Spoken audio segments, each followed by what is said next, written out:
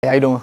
Hey, my name is Vic. Pleasure to meet you. Hey, Vic. I'm a barber from Fayetteville, North Carolina, and I would love to bless you with a free haircut. Well, that's very nice of you. Thank you. I appreciate it, but I just got my trim about a week ago. What about a conversation? Is that cool? Yeah, definitely. All right, let's do it. What is your name and what do you do? My name's Roger Goodell, and I'm commissioner of the NFL. So being the NFL commissioner, what was the dream for you as you were a young man, though? Well, I always loved football, but when I graduated from college, I wrote a letter to my dad saying thank you for the opportunity and to get a college education, but also I wanted to make him proud, and I wanted to be NFL commissioner. And most people thought that was pretty silly. And by the way, it probably is, because I think there's only been 8 of us in 102 years. So it probably wasn't a realistic dream, but on the other hand, it was something that was mine. It was my passion. So what is one thing that stuck out to you the most about what they taught you? For my dad, it was courage. He was the United States Senator, and he was very strong on civil rights. He was very strong on ending the Vietnam War. He actually introduced legislation to end the war. He knew that would end his career. The lesson he taught us in that was stand up for what's right, have the courage to do what's right, and deal with the consequences. And particularly if you know the consequences are negative, that takes even more courage. So the courage was something that was really important to me. To my mom, it was really about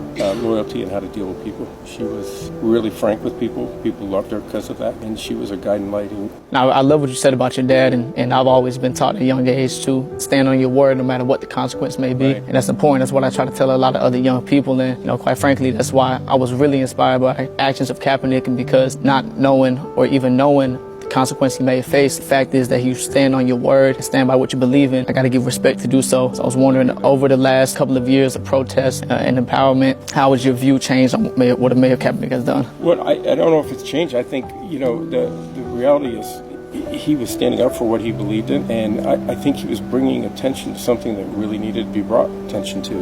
We needed to understand what was going on in our communities. He and a lot of NFL players were very instrumental in helping us all understand that, I think. And as a society in general, those of us who may not have been exposed to it really understood what was going on. And I'm proud of our players for standing up for that, including Cap, but also for our clubs who, said we've got to do something here. We can support our players here. We can support our communities and make really healthy changes. What kind of action do you think the NFL should take to empower players to give back to their communities? Well, we do. One of the biggest things is helping the players understand the platform they have. As an NFL player, you have a platform, and you should use that. You should use your voice. You should use that platform to talk about things that are important to you as a player. It's one of the things I talk about our players. I am so proud of our players. They're incredible young men, incredible families, what they give back to their communities and the things that they believe in. And they use that platform really effectively, and we try to help them. We try to support that. I mean, I've always said that from day one for me, especially, is that if God would ever bless me with a platform, that I would use it for the right reasons. And I stuck to that word even till today, that, if I have an opportunity to inspire millions of kids, I want to inspire them to be who they really are and to chase their dreams. And that was always important to me, to try to use our platform and our voice to create change for our communities. What inspired you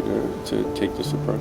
Really my community. Growing up in Fayetteville, North Carolina, my dad was one that always taught me to stand by what I believe in and trying to make a change for ones that feel like they don't have a voice. That was always important for me. And we grew up in a community where you're not really seen in any other light other than going to the military or going to college. And for me to be one that has a passion, otherwise I was told all the time that I would never make it out. So my inspiration was to break the narrative of what it is that we can accomplish from small inner cities, and that's the motivation to now reach back and show many other kids how they can do the same thing. It may not be Fayetteville, but from wherever they're at, you can definitely create those opportunities. One of the things that I'm always interested when I talk to younger people, what are the things you overcame? So you had to overcome a lot to do that, right? You had to overcome a generation of people who said, no, this is what you do, and you broke that mold, and you're an inspiration to a lot of people, so good for you. I appreciate that. What do you think the hardest hurdle for you was, maybe personally, to become commissioner? Not maybe from what other people would say, but the battle between you versus you, I think, is the most important battle. Yeah, when I was young, Vic, I wasn't the best student in high school. I mean, I cared about sports, and I probably put too much attention on that. And I have 4 brothers, so we're 5 boys in 7 years. They were all great students. They were all great kids. And I think people didn't believe I could really be something. It sort of created a motivation for me when I went to college to say, I got to prove to people I can be somebody. And so I really just worked. I focused on it, and I said, I've got to do this. Part of it was I didn't want to let my family down. I wanted to prove to them that I could be something special too. They still supported me all the way. I mean, it wasn't that they weren't there to support, but I think they said I was underachieving, I think is the way they put it. And I was. That was probably the biggest thing for me to overcome. I know they're both proud of you. Thank you. I appreciate that. I hope so. That's why you live this life, is make people proud of you, particularly the people who gave you those opportunities, right? Yeah, absolutely. You have to. You gotta get back to the ones that made you, man. Definitely. Nah, absolutely. One thing, especially too, about for me, is to break barriers and to show kids that they are not limited to whatever it is that they think they can achieve. I think it was important for me to use my voice first and not be limited to my craft. That was the first thing that I felt I was limited to, was only the one thing that people thought I was good at. For me to break that and to show kids that they can achieve anything that's possible.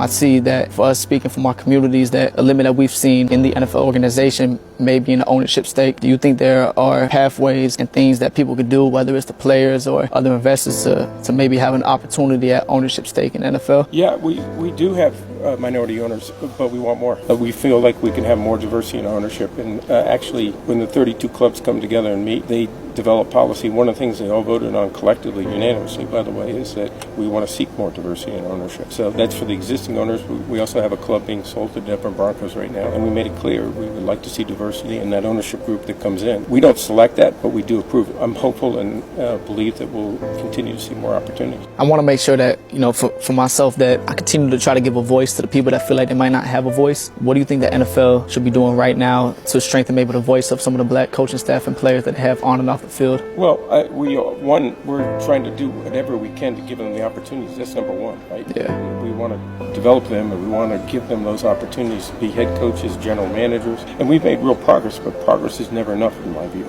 I think the fundamental issue you have to do is be able to listen, right, and have respect for people and understand their perspective and use that to get better. What we're trying to do is get better and give those opportunities so that we do see better diversity among head coaches. We're seeing it in other positions. We haven't done as well in head coaches, and we got to do that. I don't think we spent as much time on any issue in the last 5 years as diversity and inclusion. And I think it's warranted, because I think it's important to who we are and where we want to go. So I do believe it's something that will be a good example. We got to do better though. So this Super Bowl was an extremely important one for the culture that we live in, especially being hip-hop as the main event. Looking at the partnership that you guys have with Roc Nation, do you think that might open doors for more of a progressive company? Yeah, I think our relationship, and that's what great partnerships are, they complement you, they make you better. And I think Roc Nation has made the NFL better. Clearly, the core objective for our partnership was to make our halftime shows better, more entertaining, more diverse, more opportunity to bring more people into the game. They clearly achieved that since we've had this relationship.